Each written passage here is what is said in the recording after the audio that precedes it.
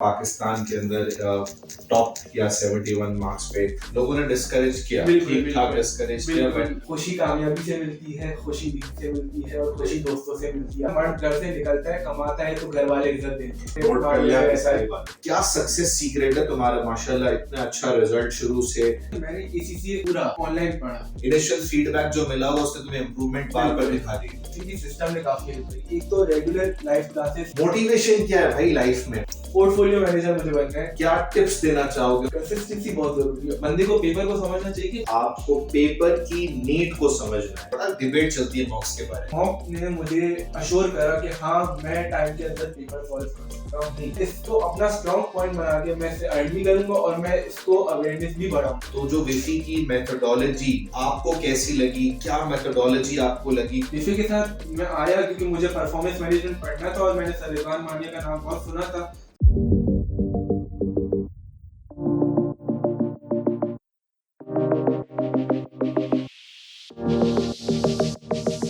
Hello and अस्सलाम वालेकुम everyone, this is Rizwan मानिया। आज जो हम सेशन कंडक्ट करने जा रहे हैं बड़ा इम्पोर्टेंट है।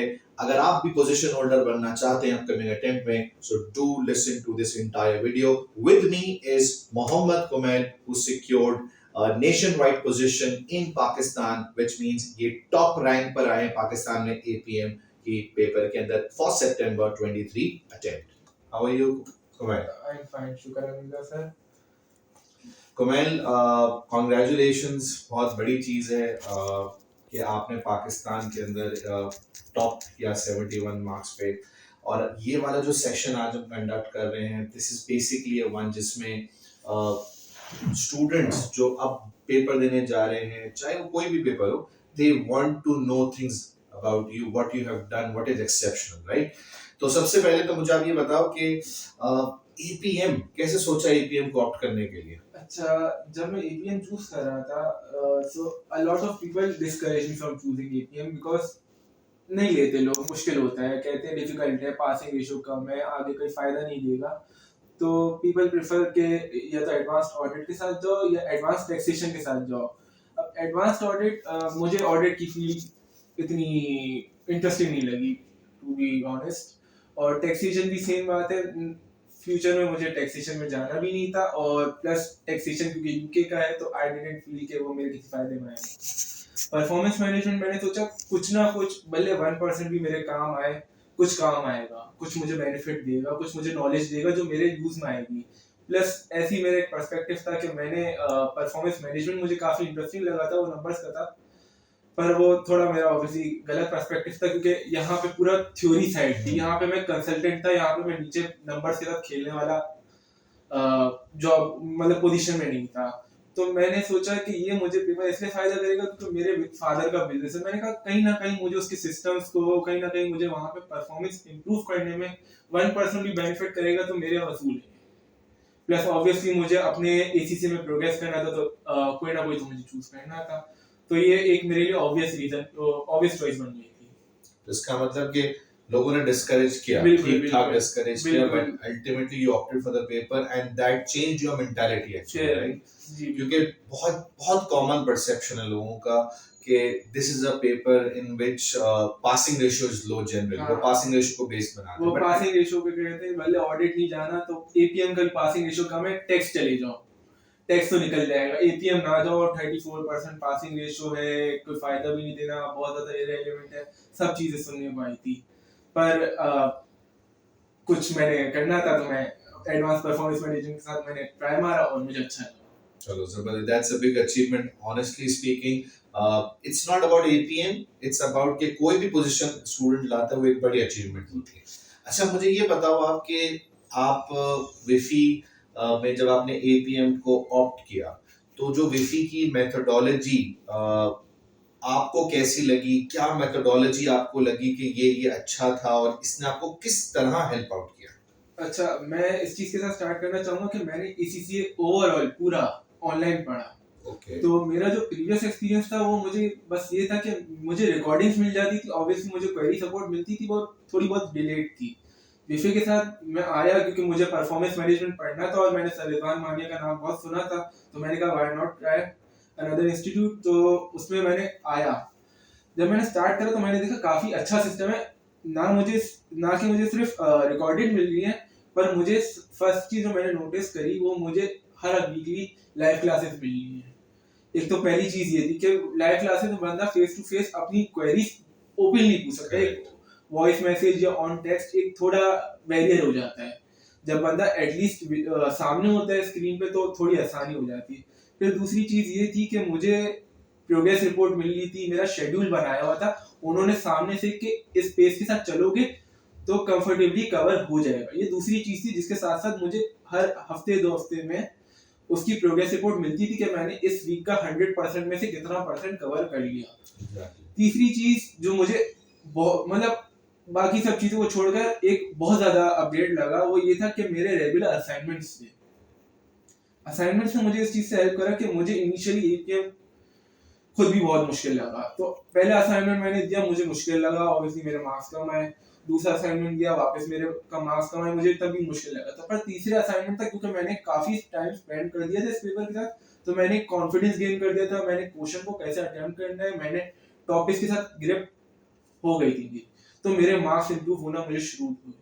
और मुझे बेसिकली मैं जहाँ गलतियां कर रहा था मुझे देखना शुरू हुआ कि हाँ मैंने वहां गलतियां करना बंद कर दी है। तो असाइनमेंट्स एक मोटिवेशन बूस्टर हो गया, आप समझ लें। तीसरा असाइनमेंट दिया, फिर चौथा असाइनमेंट दिया, फिर पांचवा असाइनमेंट दिया, फिर इम्प्रूवमेंट मुझे दिख रही थी कि मैं इम्प्रूव कर रहा हूँ और मैं पेपर के लिए मेंटली रेडी हो रहा था। कि अगर मेरे मार्क्स कम ही आ रहे होते या असाइनमेंट नहीं होता फॉर एग्जांपल मेरे पास, तो मैं स्ट्रेस भी रहता। पर असाइनमेंट्स क्योंकि मेरे पास थे तो मुझे अपनी परफॉर्मेंस बेहतर होती हुई दिख रही थी और मैं मेंटली पेपर के सिनेरियो के लिए बेहतर। क्योंकि पेपर है भी थ्योरी बेस्ड ना, क्योंकि ज्यादातर इट्स ऑल थ्योरी बेस्ड, तो उसके अंदर बड़ा इंपॉर्टेंट होता है कि आपकी ड्राफ्टिंग किस तरीके से जा रही है। तो वो तुम्हें इनिशियल फीडबैक जो मिला हुआ उससे तुम्हें इंप्रूवमेंट बार बार दिखा रही होगी। बिल्कुल ठीक है। मॉक्स का क्या रोल तुम समझते हो? क्या किस तरह मॉक ने तुम्हें कॉन्फिडेंस दिया? इंपॉर्टेंट है, ले नहीं ले, बड़ा डिबेट चलती है मॉक्स के बारे में। मॉक्स मेरे ख्याल से एक्सट्रीमली इंपॉर्टेंट है। हम नॉर्मल असाइनमेंट्स भी करते हैं या नॉर्मल टेस्ट भी करते हैं या ऐसे ही हम क्वेश्चन का एक आध पार्ट अटेम्प्ट करते हैं, तो हम वो कोई भी एग्जाम सिनेरियो में बैठ के इन कंडीशन में बैठ के नहीं करते। हम ओपन एंड बहुत काफी रिलैक्स और फ्री माइंड के साथ करते हैं। हमने आधा क्वेश्चन करा फिर आधा क्वेश्चन बाद में करा, वो एक काफी हम टाइम के साथ नहीं होते। जब मॉक करने बैठते हैं तो हमें पता चलता है कि हाँ हम टाइम के अंदर कर रहे हैं या नहीं कर रहे। जैसे मुझे एपीएम की बात नहीं करूंगा, सिर्फ मुझे प्रोफेशनल पेपर्स में पिछले ये प्रॉब्लम आई थी। जैसे मैंने सबसे सिर्फ एसबीआई अटेम्प्ट करा था तब तक कि मैं टाइम काफी मतलब लूज कर रहा था, काफी टाइम मेरा वेस्ट हो रहा था क्वेश्चन रीड करने में, सोचने में और सब कुछ। तो उसमें मुझे टाइम के अंदर आना था, स्किल्स में मुझे प्रॉब्लम नहीं आई थी। तो फर्स्ट एक्सपीरियंस था मेरा एसबीआई, तो मुझे वो मेक श्योर करना था मुझे एपीएम में वो इशू ना आए। तो मैं मॉक ने मुझे अश्योर करा कि हाँ मैं टाइम के अंदर पेपर सॉल्व कर सकता हूँ। तो टाइम मैनेजमेंट तुम्हारी बेहतर हो गई उस हिसाब से। बिल्कुल ठीक है। एग्जाम के अंदर क्या सूरत हाल थी? पूरा पेपर हुआ था, कुछ छोड़कर आए थे? एग्जाम के अंदर सूरत हाल ऐसी थी कि पेपर तो अल्हम्दुलिल्लाह पूरा हुआ था, पर जब पेपर खत्म हुआ था तो मुझे काफी स्ट्रेस था कि मैंने पेपर पता नहीं कैसा करा, क्योंकि उसमें ऑब्वियसली पुराना क्वेश्चन तो वो देगा नहीं मुझे, वो एपीएम जैसे पेपर नहीं, एपीएम किसी वजह से मुश्किल माना जाता है। तो जब मैं पेपर अटेम्प्ट कर रहा था तो पहला क्वेश्चन मेरा रिलेटिवली जो मैं चाह रहा था वो नहीं था, पर अच्छा क्वेश्चन था। दूसरा क्वेश्चन जब मैंने देखा तो वो डेटा एनालिटिक्स के बारे में तो था, डेटा एनालिटिक्स पढ़ा था, पर वो इसका ऐसा क्वेश्चन था कि मैंने अगर कॉपी में 50 पेजेस भरे या 100 पेजेस भरे तो मेरे एक पेज में उसकी 2 लाइन की डेफिनेशन थी सिर्फ। तो मैं उसको देख रहा था कि मैं उसको अटेम्प्ट कैसे करूं। अब मुझे वहां पे मेरी सारी प्रैक्टिस फल ले गई, ऐसे बोलूंगा मैं कि मुझे अलग अलग क्वेश्चंस अलग अलग बिजनेस इंडस्ट्रीज को अटेम्प्ट करना आता था। मुझे अपना आपको फ्लेक्सिबल तरीके से एक आंसर को अटेम्प्ट करना आता था, मुझे खुद से इनोवेट करना आता था आंसर को कैसे लिखना है, सिनेरियो से कनेक्ट होते हैं।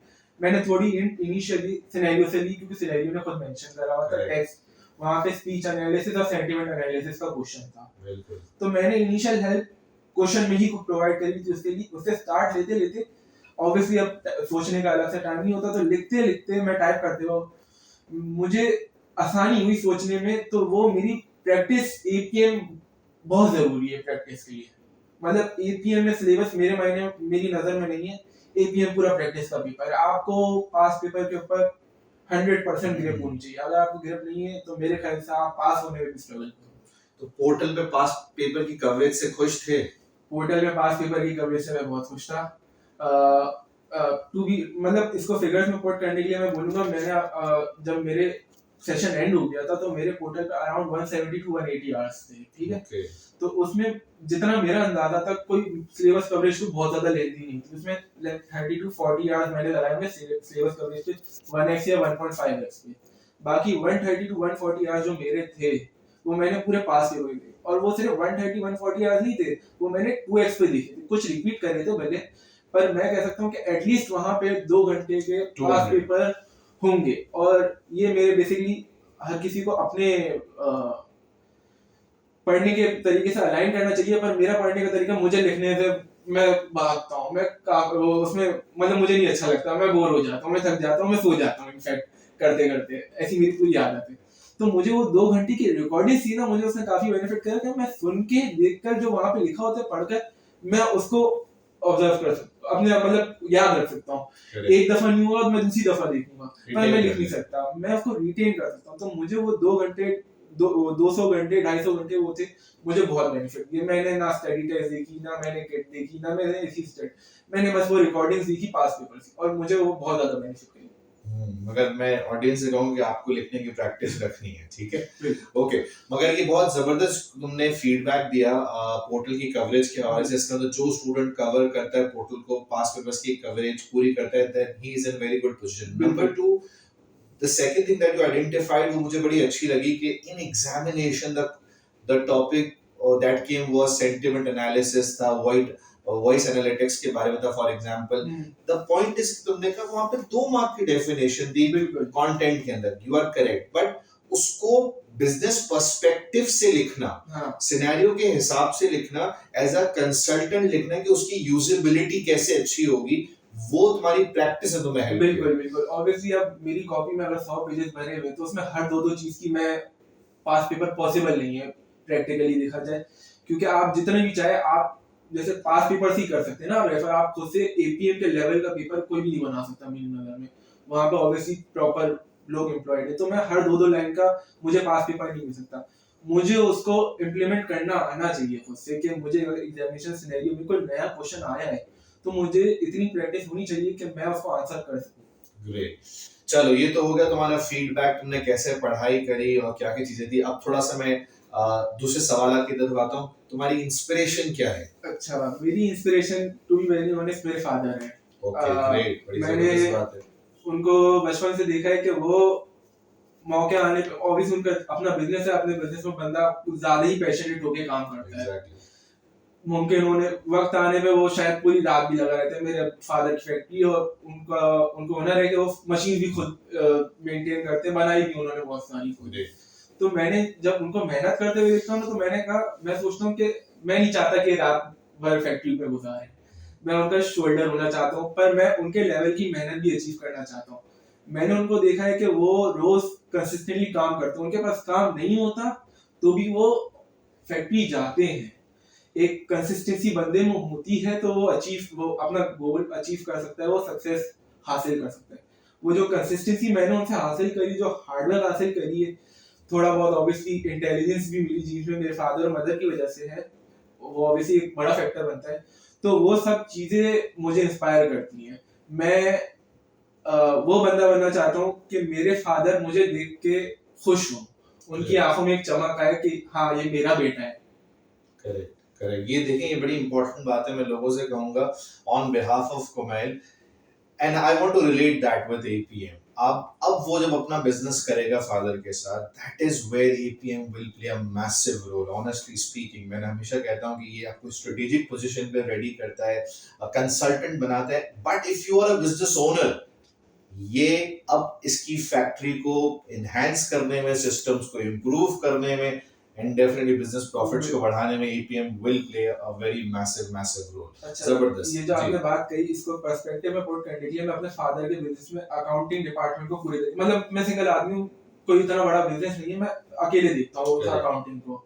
तो मैं ऑब्वियसली कोई छोटा बिजनेस और मैन्युफैक्चरिंग है तो कॉस्टिंग में और थोड़ी चीजों को एनालाइज करने में हम लैग करते हैं। मुझे भी 1-1.5 साल ही हुआ है, 2 साल हुआ है एटमैक्स। तो ये जो पेपर है या P5 F5 का जो पेपर है, उसने मुझे काफी हेल्प करी कि मैं कैसे अपनी जो बेसिकली कॉस्टिंग को कैसे एनालाइज कर सकता हूँ, मैं उसकी इनफैक्ट रिपोर्टिंग को कैसे इंप्रूव कर सकता हूँ, क्योंकि स्मॉल बिजनेस में आईएफआरएस इंप्लीमेंट करने नहीं बैठ रहा वहां पे। तो वो इंटरनल पर्सपेक्टिव बिल्कुल मैं उसको एक वाइडर पर्सपेक्टिव से देख पा रहा हूँ कि मैं इसको कैसे इंप्रूव करूंगा, मैं कैसे इसकी कॉस्ट को बेहतर तरीके से देख सकूंगा, क्योंकि कॉस्ट निकालना ऐसे ऑन पेपर या हमारे पास पेपर पे क्वेश्चन है तो वो तो काफी आसान लगता है, पर अगर आप उसको प्रैक्टिकल लाइफ में देखो तो वो बहुत स्केल का काफी डिफरेंट हो जाता है, वो बहुत डिफरेंट होता है। अच्छा, तो मैंने अपनी जो एपीएम में नॉलेज हासिल करी, अब मैं उसको ऐसे इम्प्लीमेंट कर सकता था कि मैं ऑब्वियसली एपीएम पे दो चीजें आपने सिखाई थी। एक तो ये होता है कि आप अपनी परफॉर्मेंस कैसे एनालाइज कर सकते हो बेहतर तरीके से, मतलब एनालिसिस के सिस्टम, और फिर उस परफॉर्मेंस को कैसे इम्प्रूव कर सकते हो। तो अभी मैं समझे वो हिस्से पे हूँ जहाँ पे मैं एनालाइज करने वाले हिस्से में हूँ। ऑब्वियसली एनालिसिस आएगा तो मैं उसको इम्प्रूव उसकी तरफ फिर प्लान्स बनाऊंगा। ऑब्वियसली इम्प्लीमेंटेशन एक लंबा काम होता है, मैं उसको ओवर द नाइट नहीं कर सकता, तो वो ऑब्वियसली प्रोसेस है अभी। ग्रेट। क्या फैक्ट्री में क्या प्रोडक्शन किस चीज की है? ग्लास मैन्युफैक्चरिंग की है, पर मेनली हमारी जो ऑटोमोटिव जो बेसिकली विंडशील्ड होती है, रियर विंड्स होती है, साइड मिरर्स होते हैं, इन चीजों की है। अच्छा, तो तुम्हें याद होगा मैं हर सिनेरियो से स्टार्ट में हमेशा स्टूडेंट्स को कहता था कि जब आपने पहली 2 लाइंस पढ़ी हैं तो उस वक्त आपको सोचना है कि ये वाला काम आपके मुल्क में कौन करता है। तो अब तुम ग्लास मैन्युफैक्चरिंग कंपनी के कंसल्टेंट बन गए हो, ठीक है? You have to think that way now. Great. Motivation क्या है भाई लाइफ में? पैसा कमाना है, बस ग्रेड्स अच्छे ले आऊं, शोहरत हो जाए, क्या मोटिवेशन है? देखिए, ना ग्रेड से खुशी मिलती है और ना पैसे से खुशी मिलती है। खुशी कामयाबी से मिलती है, खुशी दीन से मिलती है, और खुशी दोस्तों से मिलती है, आसपास के लोगों से। ऑब्वियसली मैं कुछ जिंदगी में अचीव करूंगा तो मेरे पास आसपास, जैसे एक होता है ना, मर्द घर से निकलता है, कमाता है तो घर वाले इज्जत देते हैं, तो वो फैक्टर तो ऑब्वियसली देसी होने के मामले में रहता है, देसी होने के मामले में वो फैक्टर तो रहता है।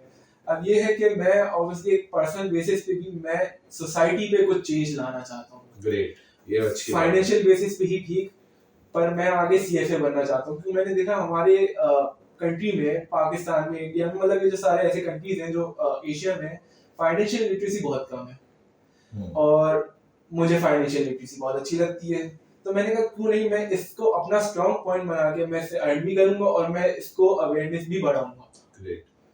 तो तुमने कहा तुम्हारा फ्यूचर प्लान, मेरा एक क्वेश्चन भी था तुमसे, तो तुमने एक चीज तो मुझे बताई थी कि फ्यूचर प्लान में तुमने सीएफए करना है। जी बिल्कुल। बट और थोड़ा सा एलैबोरेट करो, देन सीएफए के बाद जॉब या फिर वही अपना बिजनेस, या और क्या प्लान? अच्छा, वैसे तो ऑब्वियसली फादर भी बिजनेस करते हैं, मेरा मिजाज भी बिजनेस वाला है। जैसे मैं आज भी रात को मैं 3-4 बजे सोता हूँ और सुबह मैं 11-12 बजे उठता हूँ, मेरा आदत सी हो गई है, तो ऑब्वियसली जॉब वाली मेरे मिजाज तो है नहीं, पर सीएफए करके मुझे जॉब करनी पड़ेगी कि मुझे एक प्रोफेशनल फील्ड का आइडिया हो, ऑन ग्राउंड रियलिटी पता होगी, फिर भले अब मुझे ऑब्वियसली ऑन ग्राउंड उतरूंगा मैं तो मुझे पता चलेगा कि मुझे कितने साल का एक्सपीरियंस मिनिमम चाहिए कि मैं एटलीस्ट अपना काम अच्छी नॉलेज के साथ स्टार्ट कर सकूं, मुझे एक्सपीरियंस हो, मेरे कनेक्शंस हो, मुझे आता हो काम। तो पोर्टफोलियो मैनेजर मुझे बनना है, टू बी इन शॉर्ट। तो मैं ऑब्वियसली लेवल 3 तक पोर्टफोलियो मैनेजर होता है, जितनी मेरी नॉलेज है, तो मैं पहले पोर्टफोलियो लेवल 3 क्लियर करूंगा, फिर मैं पोर्टफोलियो मैनेजर का प्रैक्टिकल एक्सपीरियंस जॉब के तौर पर हासिल। तो देखो ये बहुत इंपॉर्टेंट भी है, मैं तुम्हें बताऊं, जब भी हम पढ़ते हैं ना, we need to have some practical experience, ठीक है? Doing your own business is always good, right? But जब तक आप इंडस्ट्री में नहीं जाते ना, वहां के नॉर्म्स नहीं समझते, वहां के डायनामिक्स नहीं समझते, और बहुत इंपॉर्टेंट है पंक्चुअलिटी नहीं आती। जब तक तुम सुबह 8 बजे उठना नहीं सीखोगे, तब अपने बिजनेस को तुम उस तरह मॉनिटर नहीं कर सकते। तो the plan is perfect. CFA is a very good option you have. तुम एसीसी के बाद कर सकते हो, तुम्हें तुम्हारी एसीसी की कुछ बेसिस अच्छी बनी हुई होती है फाइनेंशियल मैनेजमेंट की, F9 की, जो तुम्हें FM की हेल्प करती है और तुम्हें डेफिनेटली उसमें बेनिफिट पहुंचाएंगी। अच्छा, मेरा अगला सवाल तुमसे ये है कि क्या सक्सेस सीक्रेट है तुम्हारा? माशाल्लाह इतना अच्छा रिजल्ट शुरू से तुम्हारा आ रहा है, तो क्या सीक्रेट क्या है इसका? कोई तुम बता सकते हो हमें वो सीक्रेट? देखिए, सबसे बड़ा फैक्टर तो ऑब्वियसली मेरा कोई कमाल नहीं है, ये अल्लाह की दी हुई नेमत है। मेरे जीन्स में मेरे अम्मी भी काफी अच्छी थी पढ़ाई में, और मेरे फादर काफी तेज है पढ़ाई में, तो नहीं बोलूंगा वो 12th पास या 13th पास है, मुझे एग्जैक्टली नहीं पता, पर वो काफी तेज है। तो मुझे एक तो नेमत मिली है, इसमें मेरा कोई कमाल नहीं है, अल्लाह की नेमत है। दूसरा एक बड़ा फैक्टर है कि अगर बंदा तेज हो और हार्ड वर्किंग ना हो तो वो जाया हो जाता है। तो एक कंसिस्टेंसी जरूरी है। लाइक मैं अगर 3 महीने में मेरा पेपर होता है तो मैं अपना गोल बनाता हूँ कि मैंने एटलीस्ट 3 से 4 घंटे ऑन एवरेज रोज देने हैं। अच्छा ठीक है, 3 से 4 घंटे। बिल्कुल 3 से 4 मिनिमम जरूरी है। 3 से 4 घंटे नहीं दूंगा तो मैं 3 महीने में पेपर नहीं दे सकता। ऐसा ही है तो। ऑब्वियसली मैं एक थोड़े फास्ट पेस पे लेके चल रहा हूँ तो मेरा 3 से 4 घंटे मोस्टली 2 पेपर के लिए होते हैं, तो वो 3 से 4 नहीं करता, मैं कोशिश करता हूँ उसको 4 से 5 ही। ग्रेट। उसमें फिर बीच में ऐसी बात है बंदा थोड़ा टाइम जाया करता है तो वो 4 से 5 उसको कंपनसेट कर लेता है। ठीक है, तो कंसिस्टेंसी की है मेरी नजर में। मतलब कंसिस्टेंटली 3 से 4 घंटा पढ़ना इज सक्सेस, राइट? अगर बंदा सोचे कि मैं 1 महीने 1.5 महीने कुछ नहीं पढ़ूं और फिर आगे के 1-1.5 महीने में सब पढ़ लूं, ऐसा नहीं हो सकता। या तो आपका सिलेबस रह जाएगा या तो आपकी प्रैक्टिस रह जाएगी। आप शुरू में 3-4 घंटे पढ़ो, ऑब्वियसली बंदा पेपर के करीब आता है तो उसको एक डोपामिन बूस्ट मिलता है, तो वो थोड़े ज्यादा ही टाइम लगा रहा होता है, थोड़ा कम टाइम ही वेस्ट कर रहा होता है। तो इन द एंड में तो वो ज्यादा टाइम लगा रहा होता है, पर उसको शुरू से लगाना जरूरी है। ग्रेट। तो इसका मतलब है 3-4 घंटे विद कंसिस्टेंसी डेफिनेटली अच्छा रेसिपी है सक्सेस। बिल्कुल बिल्कुल। ठीक है, जबरदस्त। ये मुझे बताओ, तुम स्टूडेंट्स को, अपकमिंग स्टूडेंट्स को एपीएम स्पेसिफिक, या मैं थोड़ा सा चाहूंगा तुम बताओ क्या टिप्स देना चाहोगे उनको, किस तरह तुम कहोगे कि वो पॉजिटिव फ्रेम ऑफ माइंड से उसकी पढ़ाई करें? रिमेनिंग डेज कितने रह गए, अब 40-45 डेज में क्या करना चाहिए इसमें? अच्छा, फर्स्ट ऑफ ऑल सिर्फ एपीएम की बात नहीं करता, थोड़ा इन जनरल बात करता हूँ। बच्चे को पेपर को समझना चाहिए। ऐसे ही वो पढ़ता रहे कि उसने ये बोला उसने ये बोला, उसने ऐसे पढ़ा उसने इसके अच्छे से मार्क्स, ऐसे नहीं होता। बंदे को पेपर को समझना चाहिए कि पेपर की क्या रिक्वायरमेंट है। जैसे स्किल लेवल के पेपर में एमसीक्यू में मतलब बच जाता था, वो नंबर स्पेसिफिक होता था, उसमें इतनी थ्योरी नहीं आती थी। प्रोफेशनल के पेपर को देखे तो प्रोफेशनल का पेपर थ्योरी बहुत रिक्वायर करता है, और वो थ्योरी भी अलग अलग टाइप की होती है। ऑडिट का पेपर थ्योरी में बहुत ज्यादा सिलेबस डिपेंडेंट होता है। एपीएम का पेपर बिल्कुल ऑपोजिट है मेरी नजर में। एपीएम के पेपर में आपको अलग अलग सिनेरियोज में अलग अलग टॉपिक्स को वो आंसर करना आना चाहिए। एपीएम में कोई सिलेबस नहीं, तो आप अगर मैं आप एपीएम में सिलेबस लेके बैठ जाऊं तो बेकार हो जाएगा। ठीक है। और मैं ऑडिट में सिलेबस को छोड़ दूं तो बेकार हो जाएगा। Very good. तो सबसे पहले तो मुझे सब्जेक्ट को समझना है कि सब्जेक्ट की क्या रिक्वायरमेंट है। एग्जैक्टली।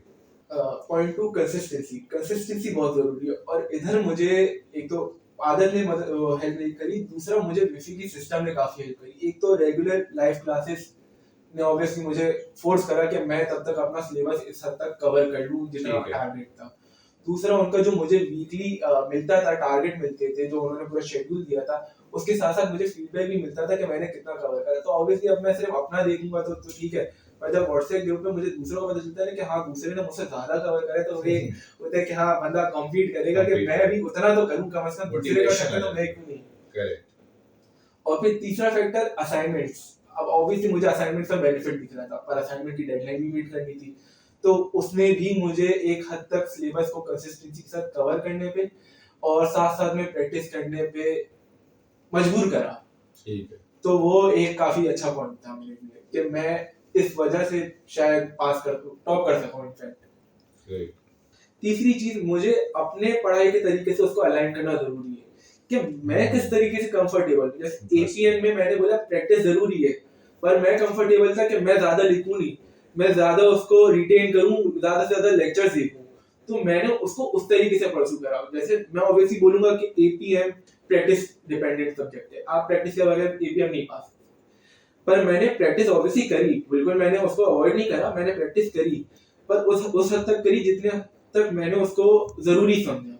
उसके बाद मैंने अपना जो फैक्टर, जो जिस तरीके से मैं कंफर्टेबल हूं, जिस तरीके से मैं ज्यादा मार्क्स लाता हूं, मैंने उसको परस्यू करा। ग्रेट। 3 बड़ी इंपॉर्टेंट बातें कुमार ने बताई हैं। नंबर 1, आपको पेपर की नीड को समझना है, पेपर क्या चाहता है आपसे, ठीक है। नंबर 2, कंसिस्टेंसी बहुत इंपॉर्टेंट है। नंबर 3 जो मुझे बहुत अच्छी बात लगी, अपने स्टाइल को देखते हुए अलाइन करना है अपने आप को, स्टडी प्लान को अलाइन करना है। व्हाट सूट्स यू, आपकी स्ट्रेंथ क्या है, आपकी वीकनेस क्या है, राइट? हम पढ़ते हैं ना स्वॉट एनालिसिस के अंदर, तो आपकी स्ट्रेंथ पे आप डेफिनेटली अपने आप को बैक करते हो और अपनी वीकनेस को कन्वर्ट करते हो स्ट्रेंथ के अंदर, and this is what Kumail mentioned here. Thank you very much Kumail for coming here, अपना टाइम निकालने के लिए. It's a big achievement honestly speaking, बहुत जबरदस्त चीज है. आई होप आप फ्यूचर के अंदर भी सक्सेसफुल रहो और अपने फ्यूचर में जो भी करना चाहते हो अच्छे तरीके से करो, खूब सक्सेस आपको मिले और आपके अपकमिंग पेपर्स में भी आपको खूब सक्सेस मिले. इंशाल्लाह. Guys, so this was the session today that we conducted with the Pakistan top Kumail, who secured nationwide position in Pakistan in September 23 attempt. I hope this session will help you. इससे जो inspiration मिलेगी, motivation मिलेगी, I'm sure that will help you to succeed in upcoming exams. Anytime you can contact with free team, we will always be there to help you. Thank you very much. See you soon. Bye.